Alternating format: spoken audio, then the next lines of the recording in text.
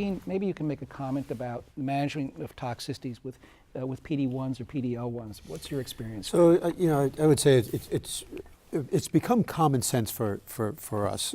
If we take a look at the toxicities or the immune-related adverse events, they're ranging from roughly around 5 to up to 10%, depending on the study.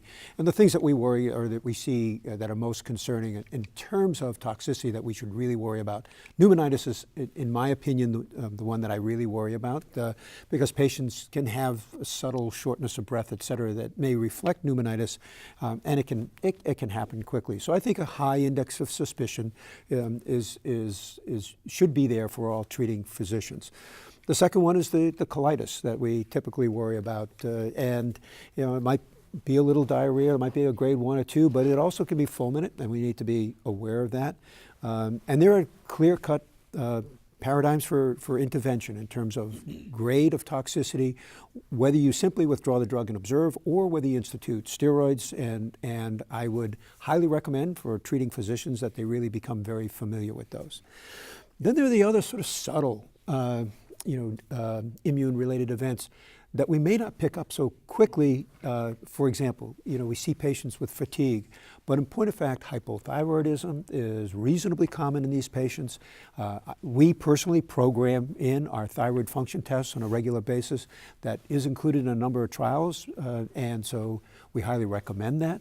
And then occasionally you'll see patients with adrenal insufficiency, panhypopituitarism, and so those kinds of things should also be at least in the area of heightened awareness with regard to immune-related events.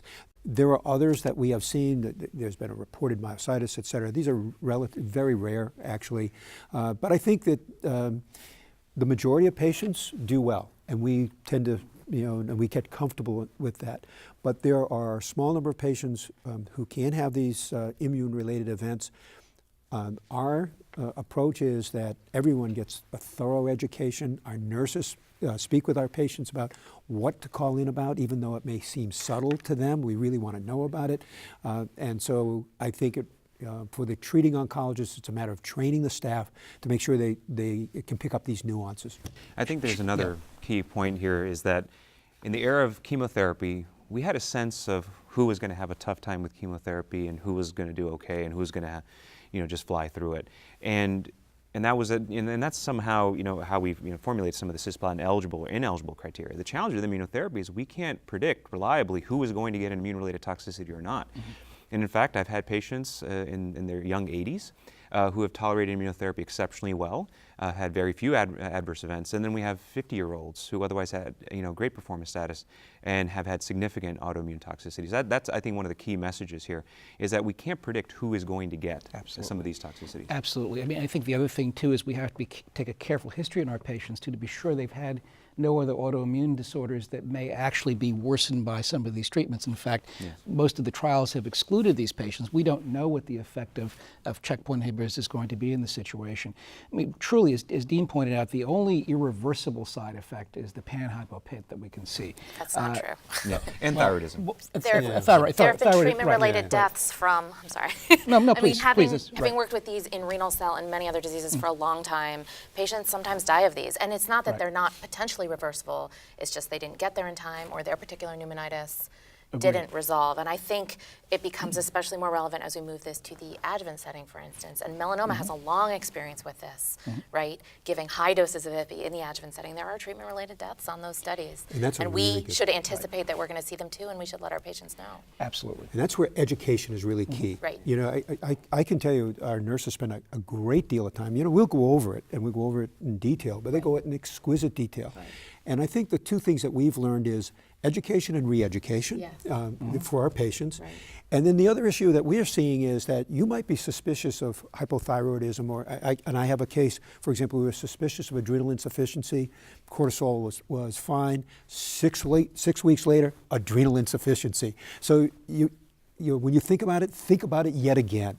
Don't put it on the shelf. And early recognition and aggressive Right. management. Exactly. Right. That's what it has to be. And in fact, the other thing too, we talk a lot about hypothyroidism. I've seen hyperthyroidism develop first, then the patients become hypothyroid. So you have to be flexible, but it reflects the point that you have to listen to your patients carefully, and also emphasize, you can become complacent in some respects, that this is not chemotherapy, and you can relax a little bit, and that's when the problems, that's when trouble happens. So you've got to be really and the careful. ultimate other challenges we all deal with is that we share our patients with primary care docs. Our patients are seen in emergency rooms when they're ill, and sometimes there's yet a lack of full understanding of the appreciation of immune toxicity by the community of physicians who are engaged in care of patients. So that actually also is something that we need to sort of be actively engaged in, trying to bring that up to a level that wherever the patient is seen, there's an appreciation that this is not chemotherapy. Exactly. And I'll just tell a quick anecdote about that. I had a patient on an immunotherapy trial who went to an excellent academic emergency room with diarrhea, and they looked up the drug he was on, and it said it can cause diarrhea, and they said, it's your drug, go home. Because that's what you would do with chemotherapy. Go home and call your oncologist.